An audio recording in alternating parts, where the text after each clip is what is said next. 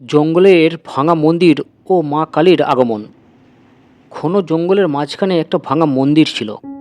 লতা গুল্মে ঢেকে যাওয়া সেই মন্দিরের দিনের আলোও ঠিকমতো পৌঁছাতো না। লোকমুখে শোনা যেত বহু বছর আগে সেখানে দেবীর পুজো হতো, কিন্তু এক ভয়ঙ্কর ঘটনার পর গ্রামবাসীরা মন্দির ছেড়ে পালিয়ে যায়।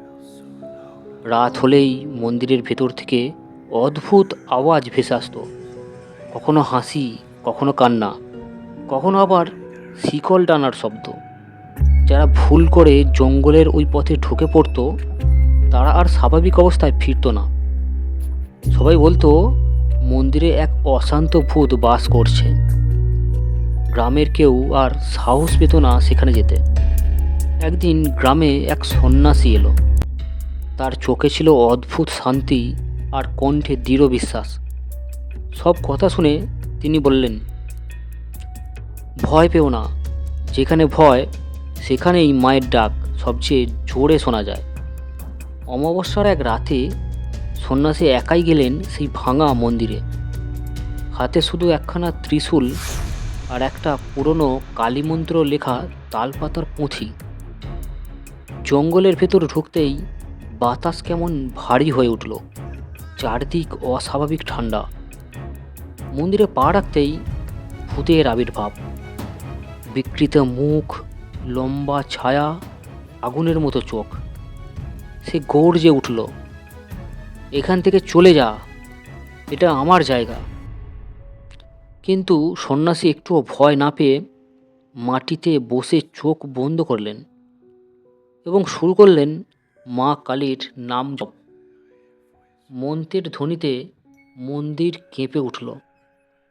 হঠাৎ মন্দিরের ভাঙা প্রতিমার সামনে এক তীব্র আলো জ্বলে উঠল। সেই আলোর মধ্যে আবির্ভূত হলেন মা কালী, ভয়ঙ্কর অথচ করুণাময় রূপে। ভূত চিৎকার করে উঠল, তার শক্তি ভেঙে পড়ল। মা কালীর পায়ে লুটিয়ে পড়ে। সে কাঁদতে কাঁদতে বলল, মা আমি মুক্তি চাই। ভূত চিৎকার করে উঠল, তার শক্তি ভেঙে পড়ল। মা কালীর পায়ে লুটিয়ে পড়ে সে কাঁদতে কাঁদতে বলল, মা আমি মুক্তি চাই, আমাকে মুক্তি দিন। মা কালী বললেন, এই স্থানে আর অশান্তি নয়, তুমি আজ মুক্ত। এক মুহূর্তেই ভূত মিলিয়ে গেল, বাতাস হালকা হয়ে এলো, জঙ্গল হয়ে গেল শান্ত। কিন্তু একটা প্রশ্ন রয়ে গেল, যেখানে এত জাগ্রত মা রয়েছে সেখানে ভয়ানক দুর্ঘটনা কি ঘটেছিল? পরদিন গ্রামবাসীরা সাহস করে মন্দিরে এলো। তারা দেখল ভাঙা মন্দিরে আবার আলো, ধূপের গন্ধ আর শান্তির আবেশ।